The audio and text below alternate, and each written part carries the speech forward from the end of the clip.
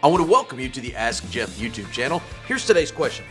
What criteria were used to determine what books should be included in the Bible? Now, this is a great question because there are almost as many books that claim biblical worthiness that are not included than are included. And that's really a multi-level answer to the question. To begin with, 2 Timothy chapter 3, verse 16 claims that all scripture is inspired by God. So its origin is that God inspired, or shall we say, motivated someone to do so. Now, 1 Thessalonians chapter 5, verse 27 echoes this when the Apostle Paul says of his first letter that it should be read to all the brethren. Obviously, having a Jewish, quote, quote, Old Testament background, the only thing read in a worship service was that of a scriptural quality. So we understand it's inspired by God.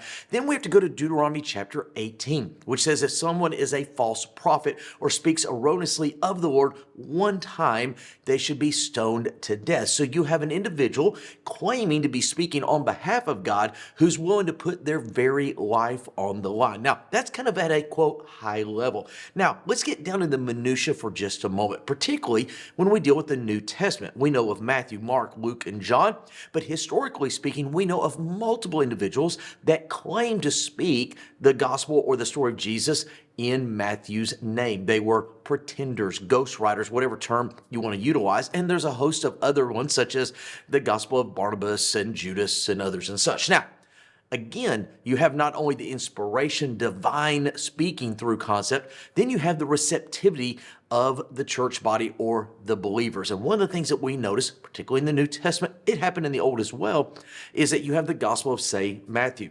You have an individual by the name of Matthew claiming inspired by God to give us these words. And then you have the local church, the community of faith, who can actually go to Matthew and say, is this what you wrote? Is this what you gave us? And he can verify what is true versus what is false. And at the end of the day, you have the community of faith confirming with the mechanism that the Lord used to give us scripture to, quote, preserve that which God inspired. So we have, quote, God-inspired, human instrument, and then community acceptance. Multi-layered, but we're thankful we have what we have and what we know as the Bible today. Great question. If you have one, send it to AskJeff.net.